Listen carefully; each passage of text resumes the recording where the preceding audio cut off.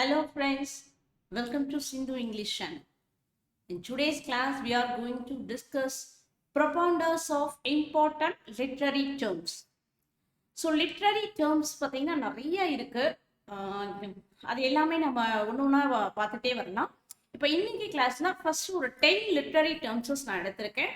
So ப்ரொப்பவுண்டர்ஸ் அப்படின்னா இந்த literary டேர்ம்ஸை வந்து யார் வந்து முதல்ல இன்ட்ரடியூஸ் பண்ணாங்க, ஸோ எப்போ இன்ட்ரடியூஸ் பண்ணாங்க அப்படிங்கிறத பற்றி தான் இப்போ நம்ம கிளாஸஸில் பார்க்க போகிறோம். ஸோ இது கூட இன்னும் கொஞ்சம் எக்ஸ்ட்ரா இன்ஃபர்மேஷன்ஸோட நம்ம பார்க்கலாம். And this video is useful for all the competitive exams. So நீங்கள் நெட் ஸ்லெட் எக்ஸாம்ஸாக இருந்தாலும் சரி, இல்லை யூபிஎஸ்சி எக்ஸாம்ஸாக இருந்தாலும் சரி, பிடிடிஆர்பி எக்ஸாம்ஸில் நமக்கு 8th யூனிட்ல லிட்ரரி டேர்ம்ஸஸ்னு ஒரு டாபிக் இருக்கு. ஸோ ஓகேங்களா? ஸோ இது எல்லாமே வந்து உங்களுக்கு வந்து ஒரு பேசிக் நாலேஜ், இந்த லிட்ரேச்சர்ல லிட்ரரி டேர்ம்ஸ்ல ஒரு பேசிக் நாலேஜ் தான் இப்போ நம்ம பார்க்க போறோம். Okay, so the first one பாருங்க, negative capability. Negative capability was propounded by John Keats. So first நெகட்டிவ் கேப்பபிலிட்டினா என்ன அப்படிங்கிறத பார்க்கலாம். இது வந்து 1817 ஜான் கீட்ஸ் அவர்கள் கொண்டு வந்தது. To explain the capacity of the greatest writers. Okay, negative capability means to explain the capacity of the greatest writers, particularly Shakespeare. மெயினாக பார்த்தீங்க அப்படின்னா ஷேக்ஸ்பியர். ஸோ இதை வந்து பார்த்தீங்கன்னா ஒரு பெரிய கவிஞர்களோடையோ இல்லை வந்து பெரிய அறிஞர்கள் அவங்கள பற்றின விஷயங்களை வந்து சொல்லக்கூடியது. அவங்க வந்து எப்படி திறமை வாய்ந்தவங்க, அவங்களுடைய திறமையை வெளிக்கொண்டு வர்றதுக்கு பேர் தான் வந்து நெகட்டிவ் கேப்பபிலிட்டி அப்படின்னு சொல்லுவோம். The poets and the philosophers to describe the ability to perceive and recognize the truths beyond the reach of consecutive reasoning. This is a definition for negative capability. So in 1817, this phrase was coined by John Keats in 1817. Okay, negative capability. Second பாருங்க, gynocriticism. So gynocriticism இது வந்து பாத்தீங்க அப்படின்னா to describe a new literary project intended to construct a female framework for the analysis of women's literature. So உங்களுக்கு நல்லாவே தெரியும், நம்ம ஆரம்ப காலகட்டத்திலலாம் வந்து பெண்கள் வந்து பார்த்தீங்க அப்படின்னா அதிக முக்கியத்துவம் இல்லாமல் தான் இருந்தாங்க. ஸோ அப்போ வந்து அவங்களுடைய அந்த பெண்ணினத்தை அவங்க எப்படியெல்லாம் கஷ்டப்படுறாங்க அப்படிங்கிறத வெளிக்கொண்டு வர்றதுக்கு லிட்ரேச்சர் இலக்கியங்கள் மூலயமா பாடல்கள் எல்லாம் வெளிவந்தது. அதே மாதிரி நிறைய வந்து பெண் கதாசிரியர்கள்லாம் வந்தாங்க. அவங்கள பற்றி சொல்றது தான் வந்து பார்த்தீங்கன்னா இந்த கைனோக்ரிட்டிசிசம் அப்படின்னு சொல்றது. ஸோ இது வந்து பார்த்தீங்கன்னா first wave, second wave, third wave அப்படின்னு 3 வேவ் இருக்கு. நம்ம வந்து ஃபெமினிசத்தை பற்றி பார்க்கும்பொழுது இன்னும் டீட்டெயிலாக பார்க்கலாம். இதை கொண்டு வந்தவங்க யாருன்னு பார்த்தீங்க அப்படின்னா எலைன் ஷோவால்டர். ஸோ இது வந்து செகண்ட் வேவ் ஃபெமினிசம். ஸோ இந்த இடத்துல எலைன் ஷோவால்டர் வந்து பெண்களுடைய நிலையை பற்றி நிறைய சொல்லியிருப்பாங்க. So he talks about the sex and discriminations, அதாவது இந்த பெண்பால் ஆண்பால் வித்தியாசத்தை, பெண்கள் எதிலெல்லாம் மறுக்கப்படுறாங்க அப்படிங்கிறது எல்லாத்தையும் இதில் சொல்லியிருப்பாங்க. அடுத்தது பாருங்க, theatre of absurd. Theatre of absurd, this was coined by Martin Esslin. So theatre of absurd அப்படிங்கிறது எதுக்குன்னு பார்த்தீங்கன்னா designation for the particular place of absurdist. So absurd அப்படின்னாலே வந்து பார்த்தீங்கன்னா அந்த அபத்தம்னு சொல்லுவாங்க பார்த்தீங்களா, அதான். ஸோ ஒன்றுமே இருக்காது அந்த கதையில, அதாவது ஆனாலும் வந்து சின்ன கதை, ஏதோ ஒரு தீம், ஒரு ஆக்ஷன் அந்த மாதிரி எல்லாம் இல்லாம நிறைய வந்து அந்த நான்சென்ஸா பேசுறது, டபுள் மீனிங்ல பேசுறது, அந்த மாதிரி எல்லாம் வந்து நிறைய திரைக்கதைகள் வர ஆரம்பிச்சு. அதுக்கு தான் வந்து தியேட்டர் ஆஃப் அப்சர்ட் அப்படின்னு சொல்லுவாங்க. ஸோ இந்த மாதிரி அந்த ஃபிக்ஷன் ரைட்டிங் தான் இது. இதை வந்து யார் அதிகமா எழுதினாங்க அப்படின்னு பார்த்தீங்கன்னா this fiction written by a number of primarily European playwrights. So in the late 1950s. So in the 1950s தான் யூரோப்பியன் பிளேரைட்ஸ் இந்த மாதிரியான கதைகள் எல்லாம் எழுத ஆரம்பிச்சாங்க. Okay, Theatre of Absurd first was coined by Martin Esslin. அடுத்தது movement by J.D. Scott in 1954. Movement அப்படின்னா என்ன பார்த்தீங்கன்னா to describe a group of writers. ஸோ முதல்ல அந்த சங்கம்னு சொல்றாங்க இல்லையா, அந்த மாதிரி இந்த மூவ்மெண்ட் அப்படிங்கிறத வந்து முதல்ல கொண்டு வந்தது யார் அப்படின்னு பார்த்தீங்கன்னா J.D. Scott. நெக்ஸ்ட் ஒன் பாருங்க, stream of consciousness by William James. So stream of consciousness அப்படிங்கிறது பார்த்தீங்கன்னா, இது வந்து William James is considered as a father of American psychology. So சைக்காலஜிஸ்டில் அவங்க ஸ்ட்ரீம் ஆஃப் கான்ஷியஸ்னா என்ன அப்படின்னு சொல்கிறாங்க பார்த்தீங்கன்னா, how thoughts seems to flow through the conscious mind. So அதாவது நம்மளுடைய மனதில் ஏற்படக்கூடிய எண்ணங்கள் எப்படி வந்து நம்மளுடைய ஆழ் மனதிலிருந்து வருது. இப்போ நம்ம கற்பனையாக ஒரு கதை சொல்லணும்னு வச்சுக்கோங்களேன், ஆரம்பத்துலேருந்தே அதாவது அடுத்தடுத்த காட்சிகள் வந்து நம்மளோட மனதிலிருந்து எடுத்து சொல்கிற மாதிரி இருக்கும்.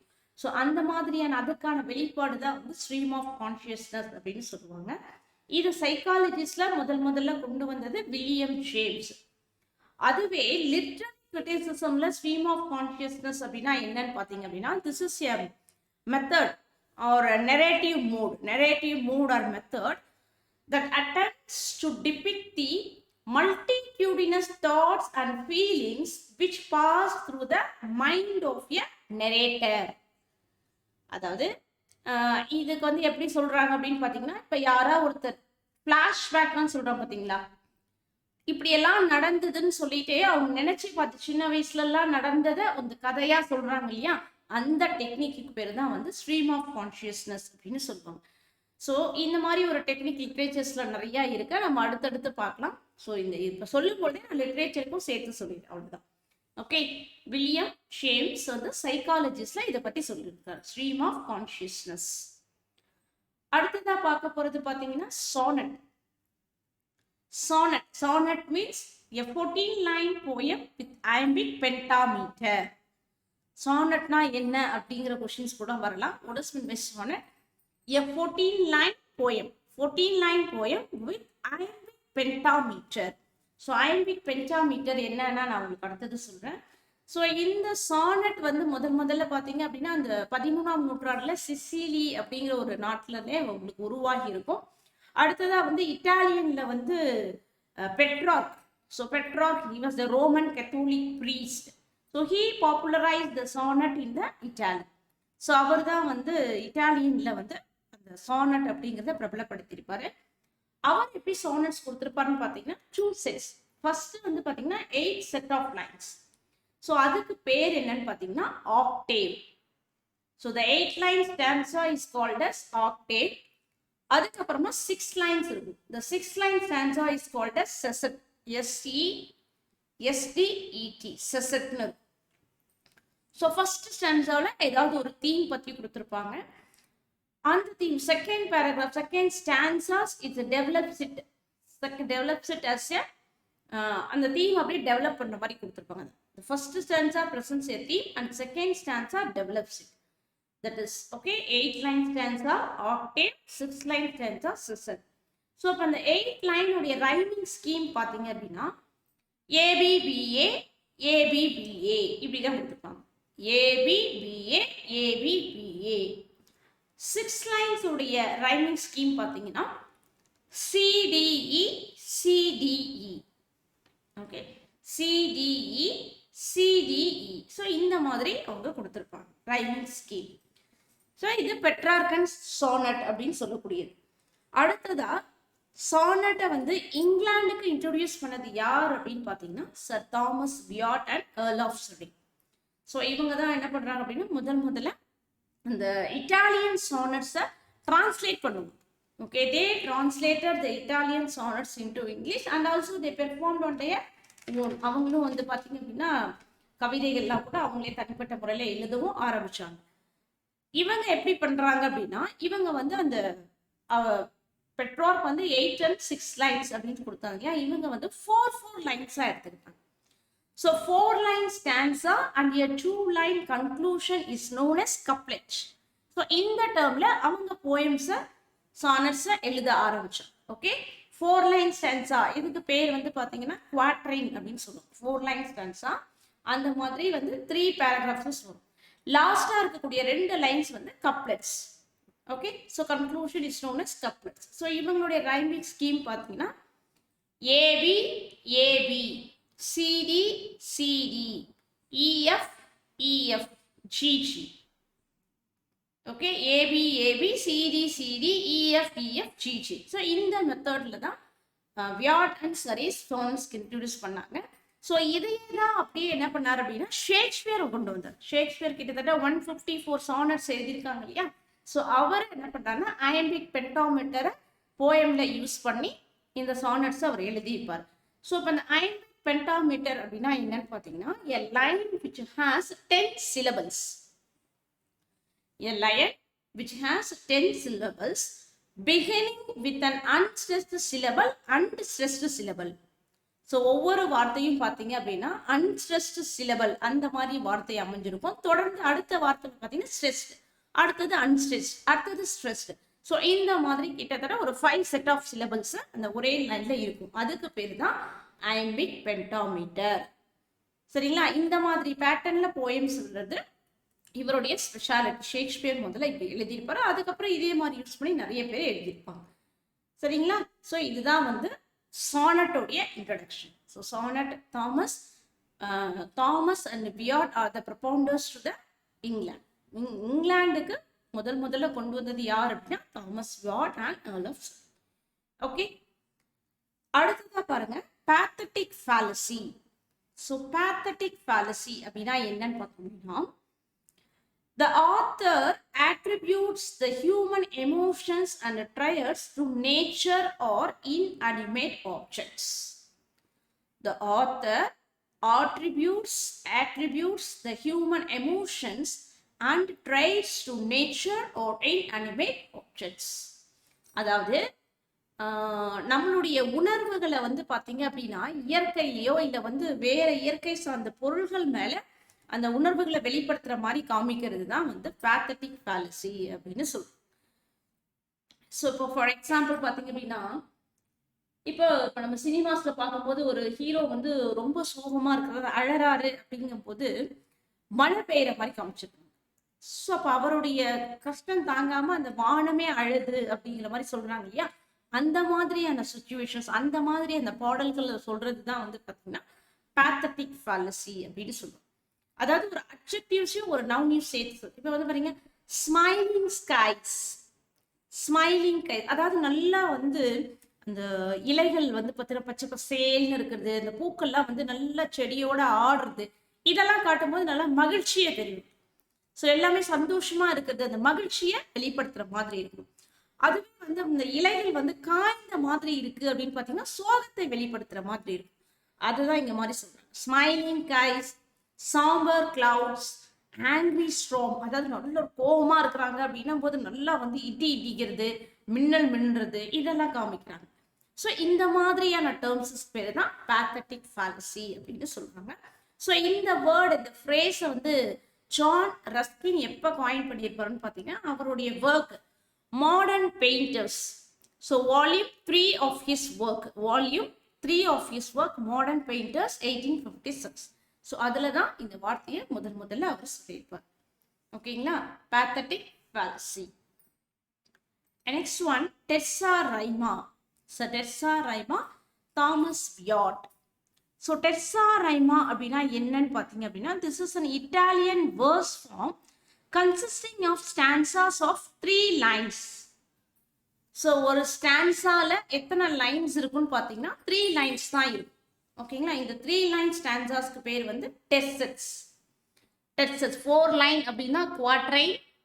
ஓகே, ஸோ நம்ம 8 lines 6 linesலாம் பார்த்தோம் இல்லைங்களா, அந்த மாதிரி 3 linesக்கு இருக்கிறதுக்கு பேர் வந்து டெஸ்ஸெட்.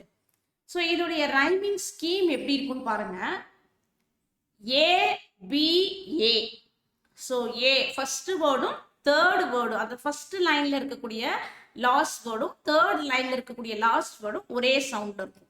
செகண்ட்ல இருக்குது பார்த்தீங்களா பி, இது வந்து பார்த்தீங்கன்னா அடுத்த ஸ்டான்ஸாவில் வரும்பொழுது ஃபர்ஸ்ட்லையும் தேர்ட்லையும் வர மாதிரி இருக்கும். பாருங்க, A B A, B C B, C D C. So இந்த பேட்டர்ன்ல வரக்கூடியது தான் வந்து டெஸ்ஸெட்ஸ் அப்படின்னு சொல்லுவாங்க.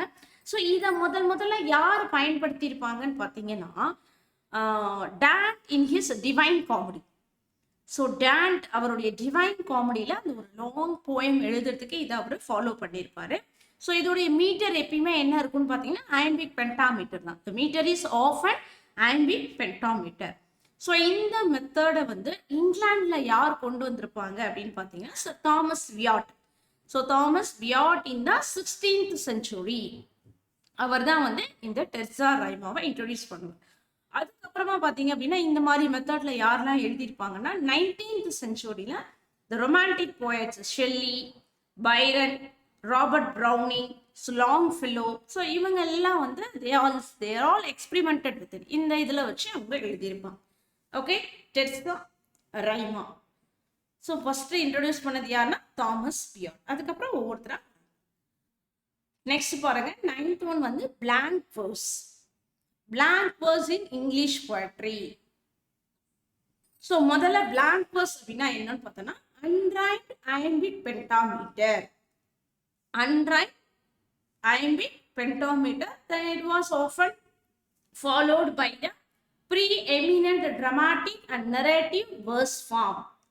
Okay, அதாவது what is meant by blank verse அப்படின்னா unrhymed iambic pentameter, preeminent dramatic and narrative verse form in English. This is called blank verse. So அதை இங்கிலீஷில் கொண்டு வந்தது யார் அப்படின்னு பார்த்தீங்கன்னா ஹென்ரி ஹோவார்ட், அதாவது ஏர்ல் ஆஃப் சரே. ஸோ அவர் தான் வந்து அந்த சானட், டெர்சா ரைம்ஸ் எல்லாம் இன்ட்ரடியூஸ் பண்ணும்போது இந்த மெத்தடையும் அவர் கொண்டு வந்திருப்பார். In his translation work Aeneid. Okay, Aeneid in the Virgil அப்படின்னு சொல்லியிருப்பாங்க. அந்த டிரான்ஸ்லேஷன்ஸில் தான் அவர் இது மாட்டியிருப்பார். ஓகே, அதுக்கப்புறமா 10th பாருங்க blank verse in English drama.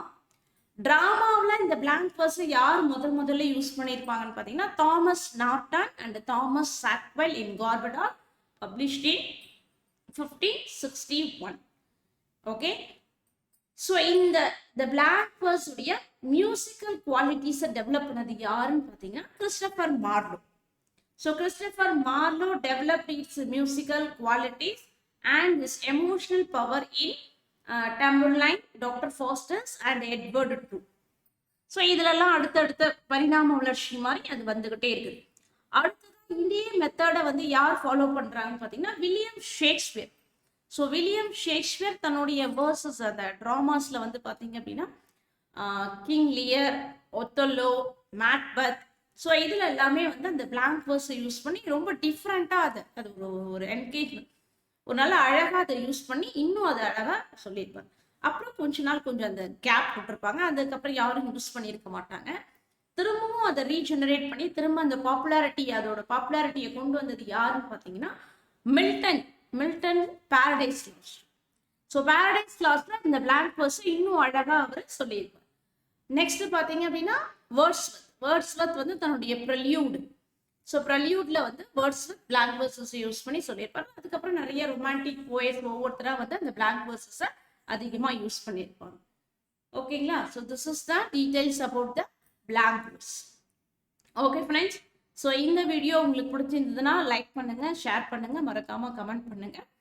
So நான் வந்து கொடுக்குற ஒவ்வொரு வீடியோஸஸுமே உங்களுக்கு வந்து ஒரு யூஸ்ஃபுல்லாக இருக்கிற மாதிரி தான் நான் கொடுத்துட்ருக்கேன். அதாவது நம்ம ஒரு யூனிட் வைஸாக எடுத்து ஆர்டராக பண்ணிகிட்டே வரலாம், பட் ஆனால் அது ரொம்ப நாள் எடுக்குது. ஸோ என்னோட பாயிண்ட்ஸ் வந்து பார்த்தீங்க அப்படின்னா எல்லா இம்பார்ட்டன்ட் டாபிக்ஸஸுமே கவர் பண்ணணும் அப்படிங்கிறதுனால தான் நான் இது வரைக்கும் கொடுத்துருக்கிற வீடியோஸ்லேருந்து கண்டிப்பாக உங்களுக்கு ஏதாவது ஒரு கொஷின்ஸ் வந்து உங்களுக்கு பிஜிடிஆர்பியில் கேட்கறதுக்கு வாய்ப்பு இருக்குது. ஸோ நெட் டெஸ்ட்லையும் கேட்பாங்க. ஸோ அந்த மாதிரி தான் இதெல்லாம் இம்பார்ட்டன்ட் டாபிக்ஸஸோ அது எல்லாத்தையும் நான் உங்களுக்கு கவர் பண்ணி கொடுத்துட்ருக்கேன். ஸோ நம்மளுடைய சேனலை புதுசாக பார்க்குறீங்க அப்படின்னா மறக்காமல் சப்ஸ்கிரைப் பண்ணுங்கள், கூடவே இருக்கிற பெல் பட்டனையும் கிளிக் பண்ணுங்கள். Okay, thank you friends.